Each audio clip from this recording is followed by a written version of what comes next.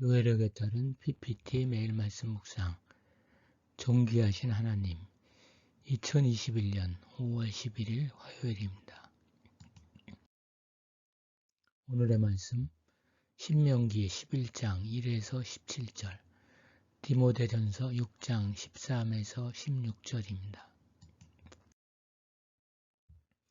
오늘의 말씀 첫 번째 본문 신명기 11장입니다.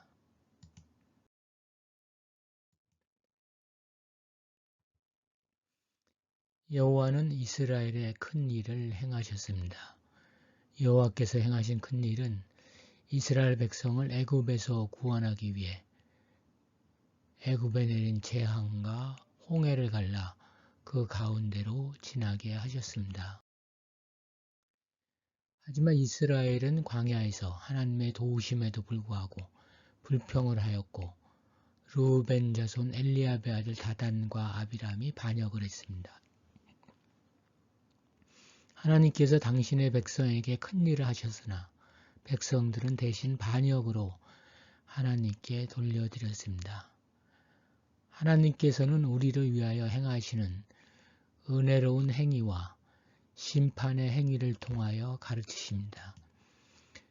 그리고 지혜로운 사람은 자신과 직접적으로 관계가 없더라도 하나님의 교훈을 찾아내어 배웁니다. 그럼에도 불구하고 하나님께서는 약속을 지켜 가나안 복된 땅을 주십니다. 그 땅을 고통의 땅인 애굽과 비교하십니다. 이스라엘 앞에 놓여있는 가나안 땅은 인공관계, 파종한 후에 발로 물대기를 하던 애굽과는 다를 것입니다. 그 땅은 하늘에서 내리는 비를 흡수하며 1년 내내 하나님의 눈이 끊임없이 그 위에서 감찰하십니다. 하지만 사실은 팔레스타인은 산과 골짜기가 많은 곳이기 때문에 이집트와 같은 관계의 수로가 불가능합니다. 그러기에 농사를 짓기 위해서는 비에 의존할 수밖에 없습니다. 이것은 곧 비를 주시는 여호와께 의지해야 한다는 말입니다. 팔레스타인은 우기와 건기로 나누어지는데 우기의 이른 비는 10월과 11월경에 오며 늦은 비는 3월과 4월에 옵니다. 이른 비는 여름 가뭄에 마른 땅을 적셔 경작을 가능케 하며 늦은 비는 곡식이나 과일을 자라게 해줍니다. 비의 덕으로 사람은 곡식과 포도와 기름을 얻게 되지만 가축을 위해서는 싱싱한 풀을 제공하게 됩니다. 팔레스타인은 여호와가 보살피는 땅입니다. 그러기에 이스라엘은 여호와의 계명에 신실하여 여호와를 의존하는 그들의 신앙을 간직할 필요가 있는 것입니다. 이런 의미에서 약속의 땅은 이스라엘에게는 종교적 의미를 갖게 되는 것입니다. 하지만 하나님이 그의 백성들을 위해 좋은 것을 마련해 놓으셨다 해도 먼저 그들이 좋은 것을 추구하지 않는다면 그들은 결코 행복할 수 없을 것입니다. 자연의 축복 역시 이스라엘이 여호와의 계명을 지키는 조건에 준한다는 것입니다. 그 백성이 진정으로 여호와를 사랑한다면 순종하고 증거하고 헌신함으로 그들의 열심을 나타내야 할 것입니다. 내가 너희에게 명하는 내 명령을 너희가 만일 청종하고 너희 하나님 여호와를 사랑하면 여호와께서 내리시리니. 특히 우상 숭배를 금해야 합니다. 그것은 과거의 문제가 아니고 항상 위험성을 갖고 있는 문제였습니다. 호렙의 죄는 되풀이될 수 없습니다. 너희는 스스로 상가라 두렵건대 마음에 위욕하여 돌이켜 다른 신들을 섬기며 그곳에게 절함으로. 다른 신들을 섬기는 일은 언약 조항을 어기는 것이며 조약을 깨는 것은 뻔뻔한 불충성입니다. 다른 신을 섬기는 것을 경고하는 것은 가나안의 풍요 제의에 물들지 말 것을 당부하는 것입니다. 왜냐하면 가나안의 농경 문화에서는 바알을 비의 신으로 섬기기 때문입니다. 이 구절은 그 땅의 지배적인 문화와 생활 습성에 동화되어서는 안 됨을 말해주고 있습니다. 만일 이스라엘이 자연의 축복을 바알의 덕택이라고 믿는다면 이것은 여호와와 맺은 계약을 어기는 것이기 때문에 여호와는 계약이 담고 있는 저주의 효력으로 비를 그치게 할 것입니다. 그러면 곡식이 자라지 않아서 흉년이 되고 사람들은 굶어 죽게 될 것입니다. 이 구절은 여호와의 계명을 지키는 일과 물질적인 축복과는 긴밀한 관계가 있음을 보여줍니다. 또 여호와는 자연과 역사를 주관하는 하나님으로서 자연의 요소를 이용해서 역사의 목적을 달성하는 데 사용하시는 것도 보여줍니다. 그런 상황에서 아름다운 땅은 곧 불모의 땅이 되어버릴 것입니다. 미래의 축복은 하나님의 계명에 대한 그들의 지속적인 신실성에 달려 있습니다. 족장들에게 준 하나님의 약속도 여호와 계명의 준수라는 조건에 부합될 때만 성취될 수 있는 것입니다. 오늘의 말씀 두 번째 본문 디모데전서 6장입니다. 피하라, 추구하라, 싸우라, 취하라 이 네 가지 명령에 이어 바울의 엄숙한 당부가 나옵니다. 바울은 생명을 주시는 하나님과 증인이신 그리스도 앞에서 이 명령을 하고 있습니다. 이 당부는 하나님과 예수 그리스도를 증인으로 삼는 당부입니다.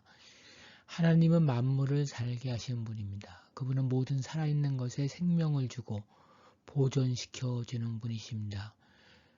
그리스도는 본디오 빌라도를 향하여 선한 증거로 증거하신 분입니다. 그분은 빌라도 앞에서 자신이 참으로 왕임을 인정하셨습니다. 우리에게 요구되는 선한 증거는 먼저 그분들이 보이신 것입니다. 디모데의 신앙 고백은 구세주와 주이신 예수를 믿는 믿음이 초점입니다. 그러므로 선한 증언, 고백은 예수님이 누구신지에 대한 이해와 고백입니다.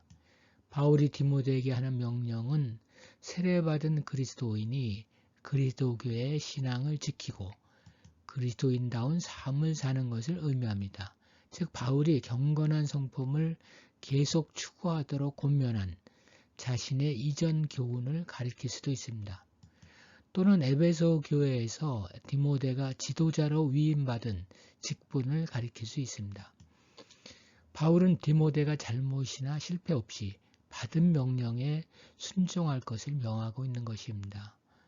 내가 명하노니 흠도 없고 책망받을 것도 없이 이 명령을 지키라고 말합니다.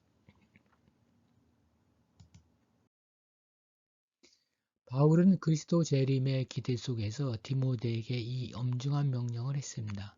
이 명령은 예수께서 오실 때까지 철저히 지켜야 하는 것입니다. 그때에는 선한 싸움이 마무리되고 싸움에서 승리할 것입니다. 오늘날에도 여전히 하나님의 임재와 그리스도의 나타나심은 우리의 신실함을 위한 두 가지 주된 자극제입니다. 정부 하나님이 완전한 날로 선언하실 미래의 그날에 성자 하나님이 이 땅에 다시 오실 것입니다. 그리스도의 재림은 하나님이 정하신 때보다 한순간도 빠르거나 늦지 않게 성취될 것입니다. 재림의 시기에 대해서는 불확실하지만 재림의 사실은 확실합니다. 하나님이 가장 적합한 때에 그 일을 이루실 것을 신뢰할 수 있는 것과 그렇기 때문에 모든 것을 그분의 손에 기꺼이 맡길 수 있는 것은 우리가 하나님이 어떤 분인지를 알기 때문입니다. 무엇보다 하나님은 모든 지상적인 힘을 뛰어넘는 초월적 존재이십니다.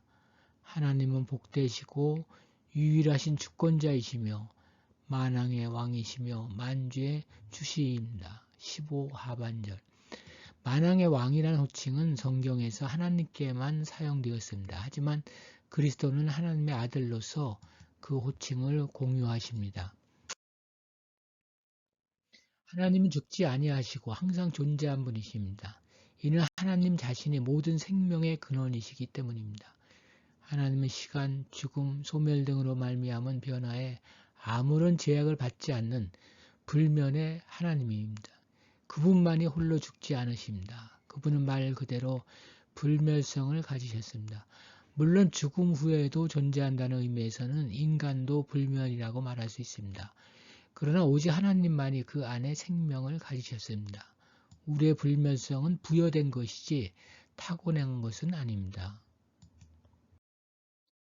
하나님은 빛에 거하십니다. 빛은 진리를 가리키는 문학적 원형입니다. 헬라 문헌과 그리스도교 문헌에서는 빛이란 말이 일반적으로 하나님 혹은 그리스도의 본질을 나타내며 또한 그리스도인들의 유산을 나타냅니다. 그러나 여기에서는 빛이 하나님의 거처를 의미합니다. 하나님은 죄인인 인간이 접근할 수 없는 분, 즉 가까이 가지 못할 빛에 거하시는 분입니다. 어두움은 거짓이든 악이든 어떤 모양이나 형태로도 그분을 이기기는 고사하고 그분의 임재 앞에 나아갈 수 없습니다. 하나님은 인간의 시야와 이해를 뛰어넘는 보이지 않으시는 분입니다. 헬라 사상에서도 신은 초월적인 영이시며 감각적으로 느낄 수 없는 분이시기 때문에 인간은 신을 볼 수 없다고 이해했습니다. 그분은 아무 사람도 보지 못하였고 또 볼 수 없는 존재입니다. 물론 구약에서 어떤 사람들은 하나님을 볼 수 있었다고 묘사됩니다. 인간의 눈으로 볼 수 있게 허락되었던 모든 것은 그분의 영광이며 그분의 얼굴이 아니라 등이며 신의 현현으로 나타난 모습이며 성육신하신 아들 안에 있는 그분의 형상이었습니다. 그러나 대체로 하나님을 보는 것은 위험스러운 경험이었고 죽음을 초래하는 것으로 여겨졌습니다. 왜냐하면 하나님의 속성은 거룩하고 순결하기 때문입니다. 실상 그분 자신은 보이지 않는 분으로 우리는 그분이 자신을 알리기 원하시는 만큼만 그분을 알 수 있습니다. 그리스도는 볼 수 없는 하나님을 보여준 분입니다. 예수 그리스도 외에는 아무도 그분을 본 적이 없습니다. 예수님은 인간의 몸을 입고 오신 하나님이시기 때문입니다.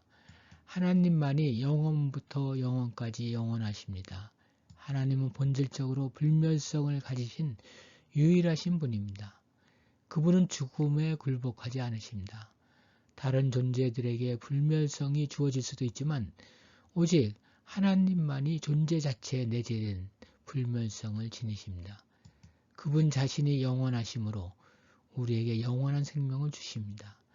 하나님의 임재에 빛나는 영광은 빛의 장벽을 만들어내며 어떤 인간도 그 장벽을 통과할 수 없습니다. 빛이 사라진다 하더라도 하나님은 인간의 눈에는 보이지 않는 분입니다. 이는 우리가 하나님을 도무지 알 수 없다는 뜻이 아니라 그분의 거룩하심 때문에 우리가 그분을 볼 수 없음을 뜻합니다. 하나님은 그 초월성으로 우리가 가까이 가지 못할 빛에 거하시고 그의 불가시성으로 아무 사람도 보지 못하였고 또 볼 수 없는 존재이십니다. 바울은 하나님의 존재에 대해 말하면서 자신이 평생 동안 섬긴 분을 찬송하고 싶은 마음으로 가슴이 벅찼습니다. 바울이 하나님에 대해 말할 때 이 위대하신 하나님, 무적이요 불멸이요 가까이 갈 수 없고 보이지 않는 하나님께 존귀와 영원한 능력을 돌리는 것은 당연합니다. 바울의 송영은 초대 그리스도인의 찬송이거나 유대인의 축송일 수 있습니다. 하나님의 합법적 권세와 지위는 우리에게 두 가지 반응을 요구합니다. 존귀와 그분의 영원한 권능에 대한 복종입니다. 하나님께 나아갈 때 우리는 우리 자신의 명철이나 자기의 확신을 강조해서는 안 됩니다. 그 대신 그분께 복종하며 그분의 기이한 위임을 예배해야 합니다.